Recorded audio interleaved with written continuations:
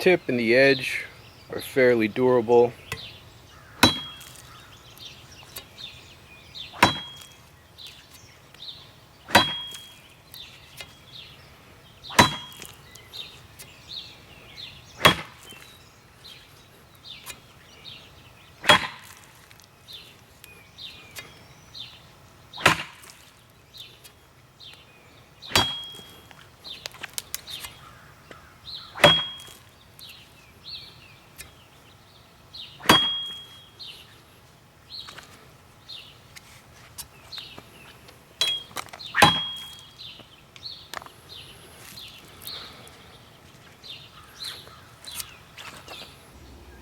You're not supposed to try to chop at a tree with a light machete, but just as a test of durability.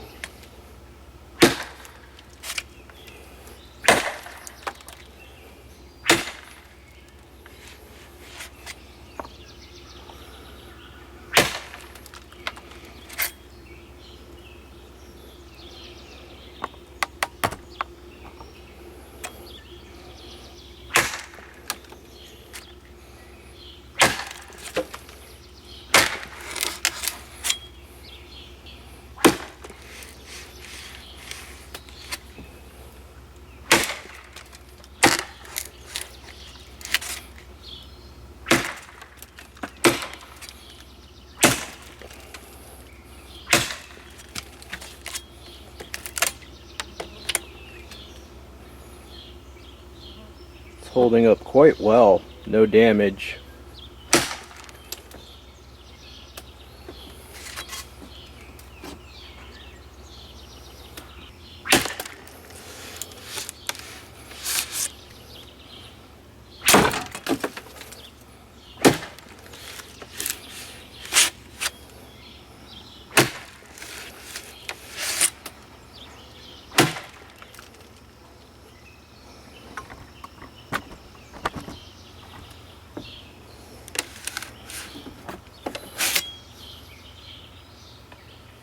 Alright, this is the cold steel Kopis Machete.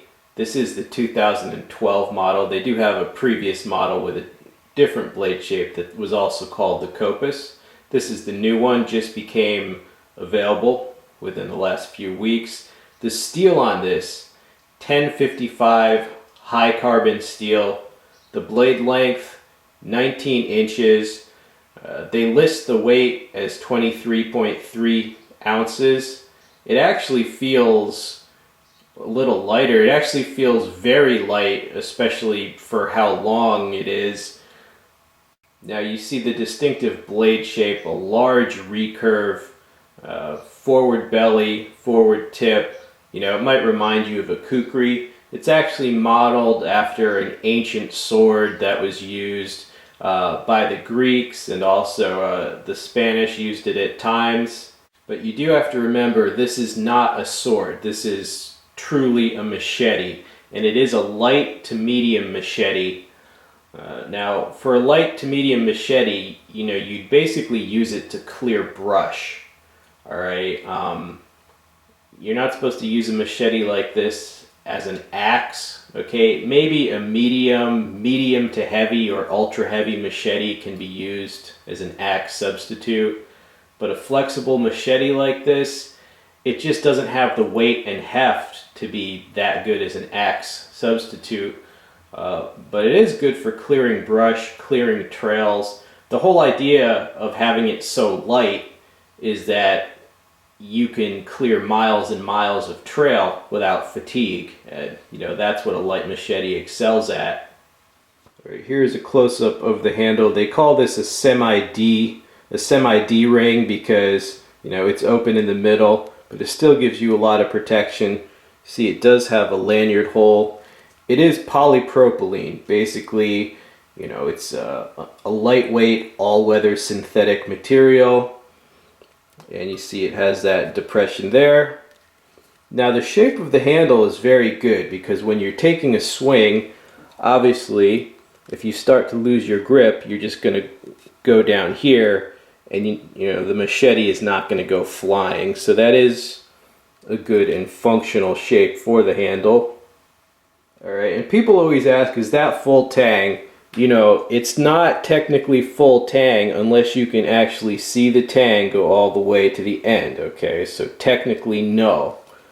But the metal inside here does go down, you know, virtually to the end, okay? So technically it's not full tang, but it's not like a it's not like a push tang either. Alright, now here's the blade itself. It does have this baked on matte finish to, just to prevent rust and also just, you know, durability, and it makes it more low profile. The finish holds up pretty well. I mean, it does have a few scuff marks, right, but it hasn't actually scraped off. So, you know, that's the finish. All right, and here's the thickness. It is 2 millimeters thick, so it's not a very thick machete, and it can flex. I mean, it can flex a lot easily. So again, this is not a battle-ready sword. It's the shape of an ancient sword, but it's a light machete and should only be used for, you know, what you would use a light machete for. As far as the, you know, the belly and the tip, well, there you see it, very pointed. And the sweet spot of this machete, you know, anywhere from about right here is the sweet spot, which means like where you feel you get the most power when you hit on that area. And this huge recurve, it's almost like a scythe. If you know what a scythe is, it's a farming tool. And the recurve, you know, when you're cutting through brush or something, the shape of it basically funnels whatever you're cutting into that. Here is the sheath the machete comes with. They call it Cor-Ex. It is nylon, and you see it's basically, it's nylon with rivets right here, this reinforced area here, and there are 3 button closures, right? It's open there, right? And there are 3 button closures, 1 here and 2 here holding it in. It does hold it in very securely, so that's good. The belt loop is here. All right, to pull it out.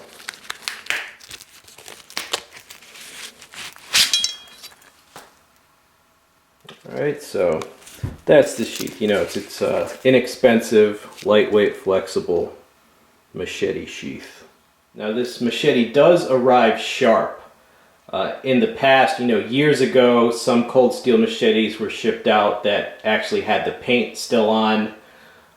Like all the way to the edge bevel there was paint on, so you had to strip that off before it would even cut.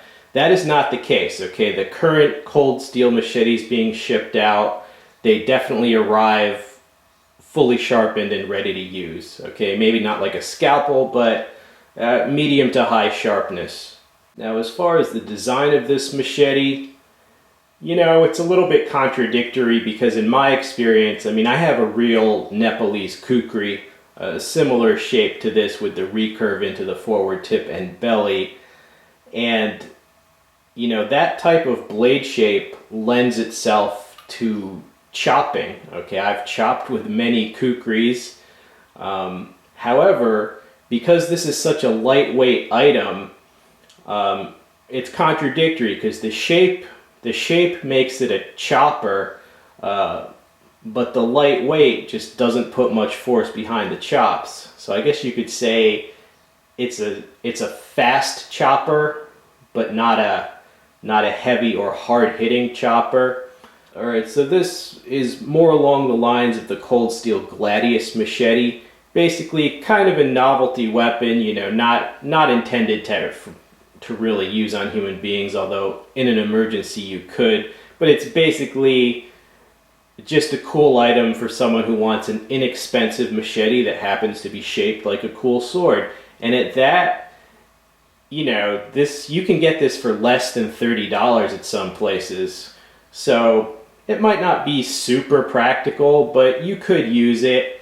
And for the low price, I mean, why not? If you like it, at this price, you can buy it. If you don't like it, you can always return it. Okay, sometimes people ask like 20,000 questions about an item that's less than $30. Look, you know, It's not a real sword, but then again, a real sword will be a lot more expensive.